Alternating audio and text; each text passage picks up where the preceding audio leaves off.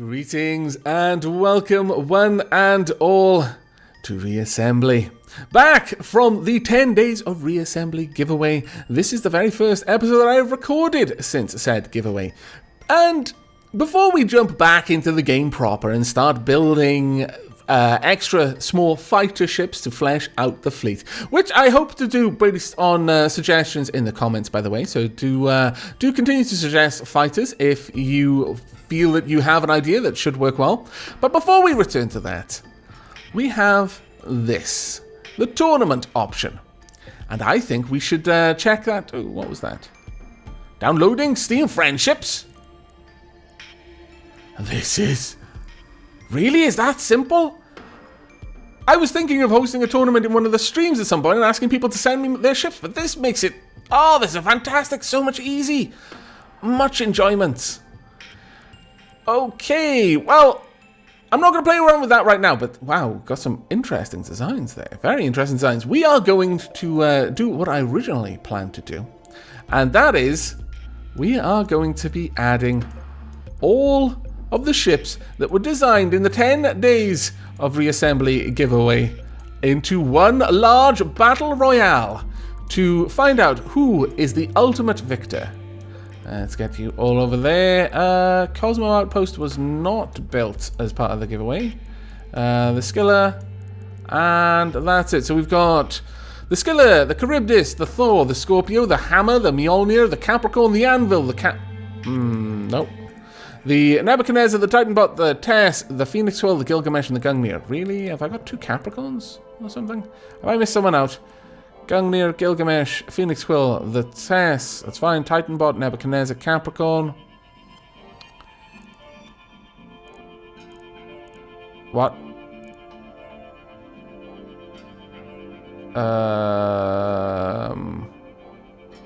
Oh, I've recently changed the Capricorn. Ah, I must have updated it in the build queue of one of the ships rather than in the actual base design. So we've got two versions. This Capricorn has had thruster changes.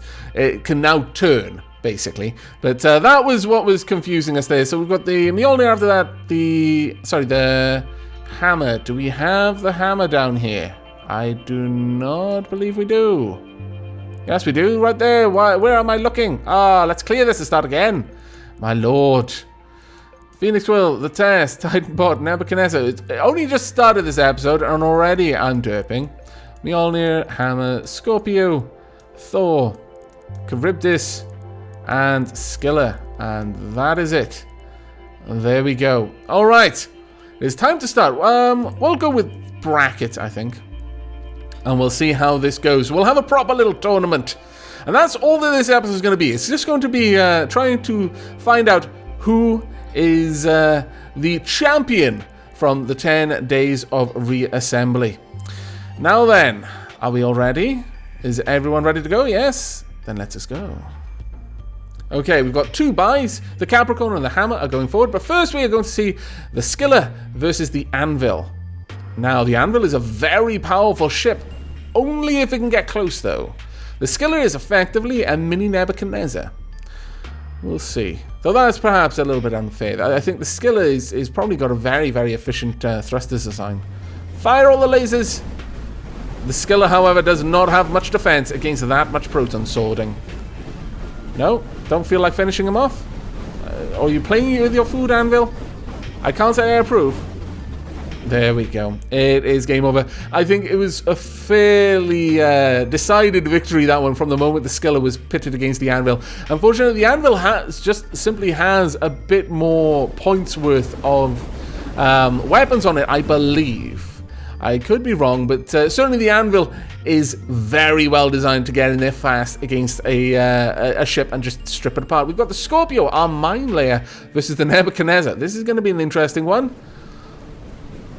Oh, those mines are actually doing some damage. I don't think the Scorpio is really going to be able to do too well against the Nebuchadnezzar, and the Nebuchadnezzar is worth a lot more than the Scorpio. And remember that in this game, it isn't just size that dictates the worth of a vessel. Size generally doesn't, since you can put armor plates on it for free. The point value is purely on the functional components of the ship. So if the Nebuchadnezzar is worth more than the Scorpio, it's because the Nebuchadnezzar has more functional components than the Scorpio. Though that mine volley, I mean, the Scorpio is doing a decent job. Fair play to it. I mean, it's not really built for this kind of combat, but it gave a good effort, bless it. Now, let's see who's up next. It's the Gilgamesh versus the Thor. Oh, this is an interesting battle. Let's see how this one goes. Come on then, Thor. You know, against a fairly powerful opponent here. And the Gilgamesh is showing that it means business, burrowing through the Thor as if it isn't even there. Goodbye, Thor. And once again, will the Thor be able to do any better this time? Probably not. It is designed largely for point defense operations as a part of a fleet. So really, against something that actually that is designed to do damage against someone rather than prevent damage from reaching it, foregone conclusion. Now the Mjolnir up against the Titanbot. Okay. Now the Titanbot, very different ship to the Mjolnir. Very different ship to almost all of our other ships. All of our other ships are designed in some way to either bring direct fire to an opponent or prevent the opponent's weaponry from getting to them. But even in that case, if all they have is point defense, they'll just use that point defense to try and engage the target. Ooh, you've gotten a little close there, Titanbot. Probably not a wise move. Though, at the same time, that stalled the Mjolnir for a moment there. As a result, the drones caught up, but not for long. The Mjolnir has already got 1,010 points, but the Titanbot is just constantly getting a little bit, and it had a huge swell of drones there, hidden behind its wings, ready to move in. Oh, the Thor is slowed down. That is a bad move, Thor. You have lost, I'm afraid. The Titanbot won on points. I fancy the Titanbot would have won anyway, even in with maximum time, simply because eventually those drones would have just worn it down. This is a Zerg Rush bot. It is for the swarming all over Mjolnir right now. I don't think Mjolnir really can do much against it because its weapons need a little bit of time to burrow through. And you notice the way that the Titanbot is basically shielding a huge cluster of its drones. It's like it's got a surprise for anyone who approaches. But the Mjolnir has stopped. The Mjolnir is taking on the drones. The Mjolnir, wow, Mjolnir, that was brave. You took on the swarm head on.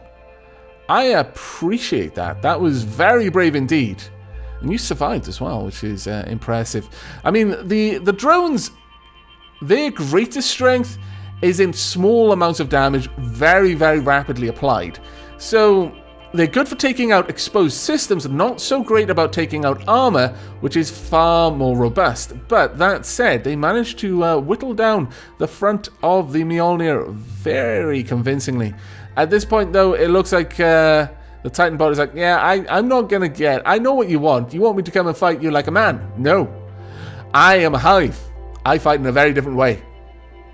Launch all of the drones. 1 million drones willing to give their lives to ensure that no harm comes to their queen or their hive. And the Mjolnir really can't fight against that sort of firepower. It almost gave up there in the end. The Titanbot moves forward. Okay, oh, the Tess is the Gungnir. I feel sorry for you, Tess. This is going to be a hard fight for you. You're designed as to basically be able to stop damage hitting you and to provide a tiny bit of fleet support whilst building a fleet. The Gungnir is designed to lance its way through your entire being, not just to your heart, but to the heart of your soul, and destroy it in the afterworld as well. You are going down pretty hard, but the Gungnir is basically playing with... Oh, that really, Gungnir? You notice how it just swept across the cockpit and was going to destroy the other side first? That is the very definition of playing with your food, Gungnir. I can't say I approve. It's not dapper. I've seen my cats do this more than enough times to know what you're doing. Gungnir, that is just really cruel. I mean, I can't fault you on ensuring your enemy's complete and utter destruction in every way. I mean, morally, morale as well, rather, morally. I guess you are destroying it morally. You are leading it to doubt itself. You are destroying it so convincingly that it is probably going to be given to a life of sin from this point on. Right, Charybdis versus the Phoenix Quill. This will be an interesting one. The Phoenix Quill is set up with burst lasers. The Charybdis with pulsers. Very interesting fight. Both heavily armored. The Phoenix Quill heavily shielded. The Charybdis actually does have a fair amount of shields, but they've already been knocked off. Unfortunately for you, the massive frequency of the firepower that the Phoenix Quill can bring to bear is way more than your shields can handle. Though that said, your burst pulses should be able to do the same. But the Phoenix Quill is generally, I would say, a little bit better designed, since all of its shields can't go down from attacking one side. And there we go. The Phoenix Quill wins convincingly. The only damage it really took was to its armor. Now, the Anvil versus the Nebuchadnezzar. This is interesting. This is long range versus short range. We'll see which one can win. Oh, the Anvil straight in there. Okay, backing out. Interesting choice. I'm not sure why. You really had him on the run. If you... No, I'm not sure the Anvil knows what he's doing. He's trying to dodge. You don't want to dodge. You just want to get in there and you want to destroy. But the Anvil is shy. Oh, I think the Anvil just gave this victory to the Nebuchadnezzar. I'm fairly certain if the Anvil had just pressed on, it would have won. But it decided to try and dodge the incoming missile artillery, even though it could easily have weathered it at the time, not so much anymore. You would have been able to strip the Nebuchadnezzar of all of its weapon systems and its life in short order if you'd just continued with the charge. But the Nebuchadnezzar is not going to give you a second chance, I don't think. Oh, at this point, ramming does nothing. I'm not sure why you even tried. There's no point trying to undo your shame now. That is a black mark that is going to follow you and your family for the rest of their days. Anvil? I do pity you, Anvil. I mean, you were trying to do, I guess, what made sense at the time. You were trying to avoid damage, but it just wasn't the right time to do it. You needed to press on. Victory favors the bold. No. Victory is going to favor the Nebuchadnezzar as a result of your foolish choice to try and avoid damage. You needed to be less risk-averse and more come at me, bro, I feel. No, it's too late now. There we are. Nebuchadnezzar wins, and, I mean, for all intents and purposes, was undamaged by the end of the fight. What are you doing? Why are you doing it? Too late now, I fear. Oh, you silly ship. You've done it again. This time you did it even worse, though. You're losing your thrusters. You're not going to even be able to run away for very long. Oh, Anvil. To say I'm disappointed would be an understatement. I honestly thought you were going to win this fight. And on that note, if there are any upsets in your personal rankings based on how you rank these ships, do let me know in the comments. If a ship that you were certain was going to go through for a while, or maybe even win, gets taken out early. Now, the Hammer versus the Gilgamesh. This is a perfect battle for the Hammer. The Hammer is designed to take on ships like the Gilgamesh. Literally from the ground up. Even though I'm fairly certain the Hammer is not worth as much as the Gilgamesh, it is designed specifically to destroy ships like the Gilgamesh. Large capital ships versus a small torpedo boat. The mines are not going to do you any good, Gilgamesh, and the Gilgamesh is too slow to bring its weapons to bear. This is just going to play out exactly as it did the first time. Well done, Hammer. Wow, those points you're getting are crazy. The Hammer is earning crazy amounts of points from this fight. 20,000 points. I think that's the highest I've ever seen in any test match. 30,000. Oh no, not quite. Close to 30,000. You almost broke another record. Never mind. Okay, we have got the Titanbot versus the Gungnir. This will be an interesting one. Now, the Gungnir is very heavily defended.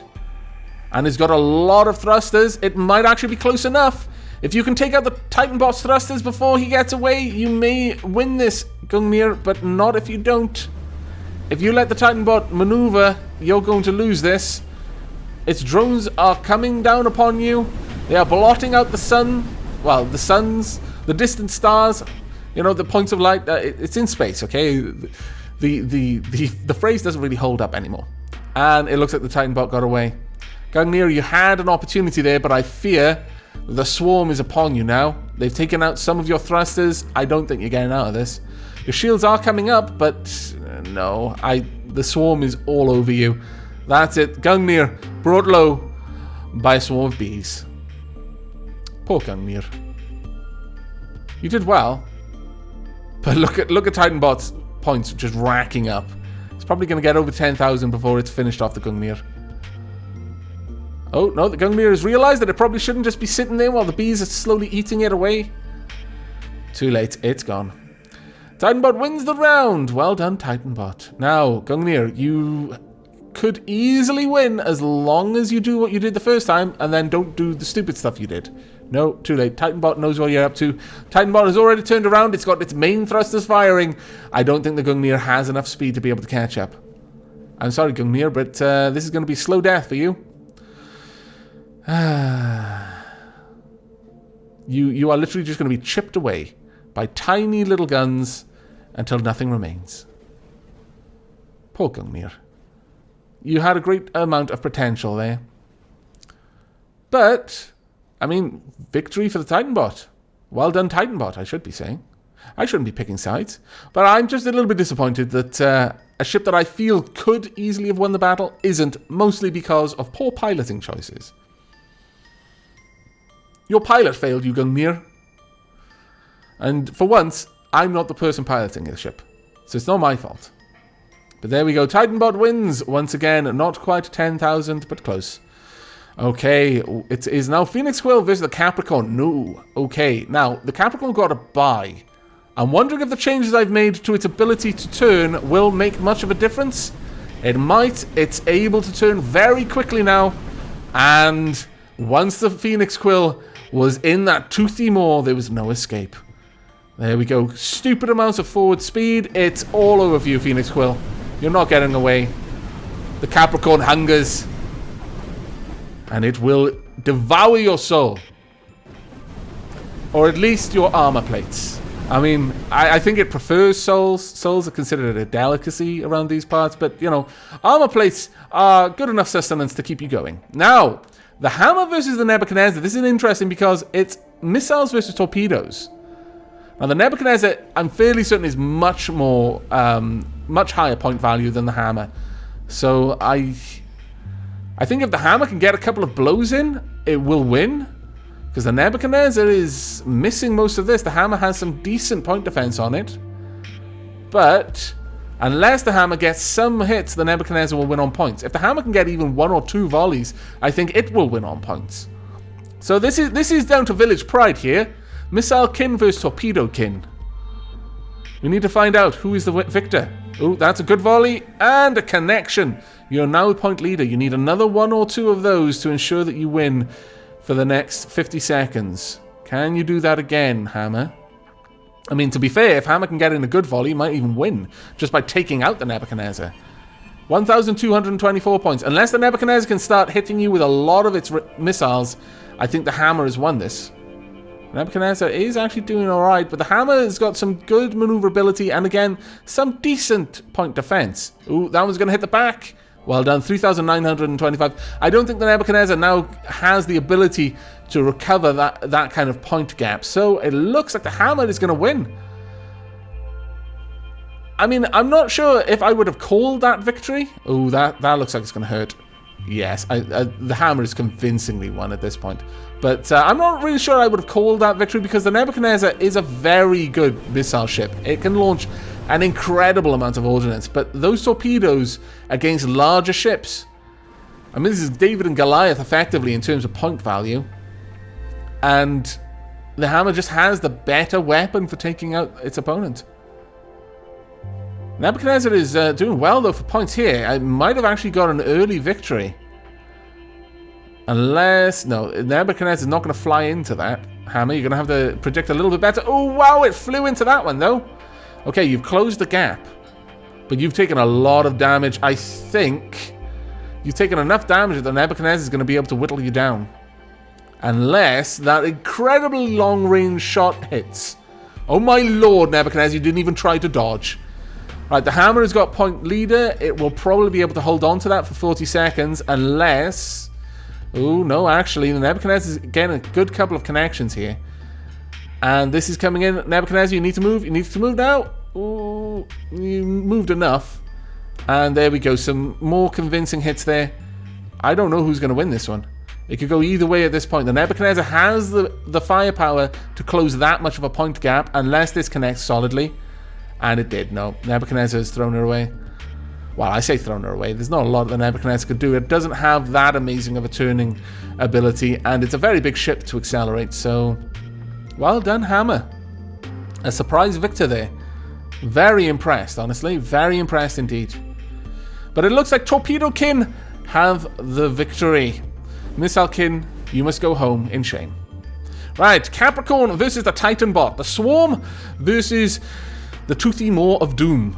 Who is going to win? Can the Capricorn get in fast enough? It looks like it can. Proton swords are armed. Ooh, that hurt the Hive.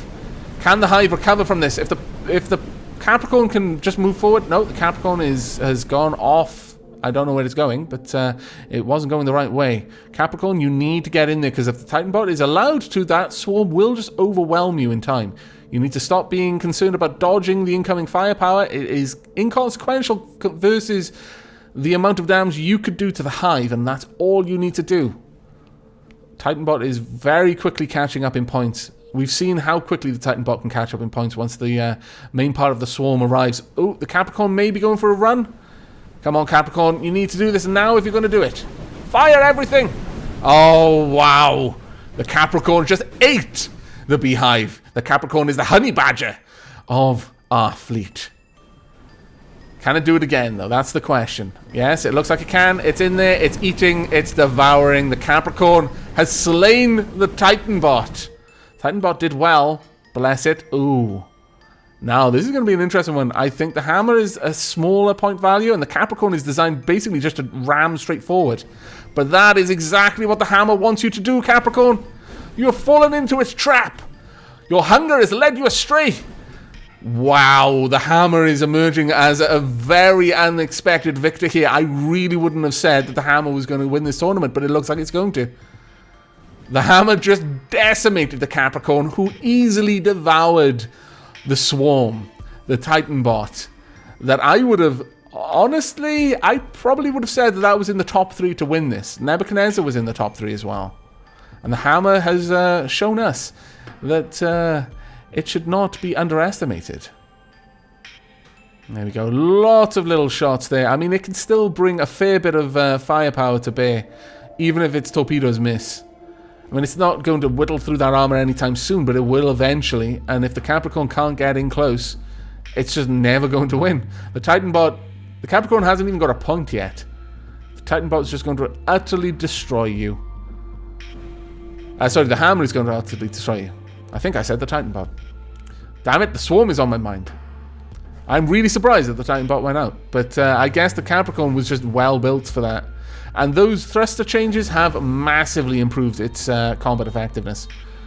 I was looking then to see if one of the Capricorn's shots had hit the Hammer, so it would at least go out with 1 point. But no, it doesn't look like it's going to. Looks like it's just going to be chased down by the Hammer. The Hammer cares not that you're trying to flee. It wants vengeance. And it will have it. The Capricorn is about to go down, I fancy. No? Is it going to try and run? No? It's going to dance. If it is going to die, it's going to die a dancer. I approve, Capricorn. In these last moments, do whatever makes your soul feel happy. The Hammer doesn't care, though. The Hammer is not... It doesn't appreciate the arts. Well, there we have it. A surprise victory, I must say. But the Hammer has emerged, the victor of our fleet. Humble Hammer is the most powerful ship we have, or at least according to that tournament. I'm sure lots of things could have gone differently if each ship ended up fighting a different one, but or perhaps even pool, where I imagine each ship fights all of them and then it sees who won the most. I'm not sure about that one, but the Hammer 2082, where is the Nebuchadnezzar? 3165. Where is the Capricorn? 3049. The Hammer won convincingly there, I feel. Well done, Hammer. But that is it for this episode.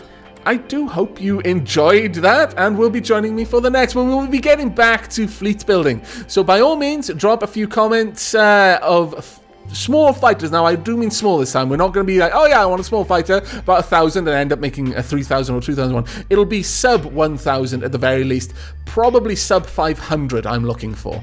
So keep that in mind. But that is going to be it for now. But yes, if you did see any upsets, if a particular ship you thought was going to win didn't, or if you just happened to think that the Hammer was the victor right from the onset, then do let me know in the comments. But that is it from me. So until next we meet, and as always, do take care.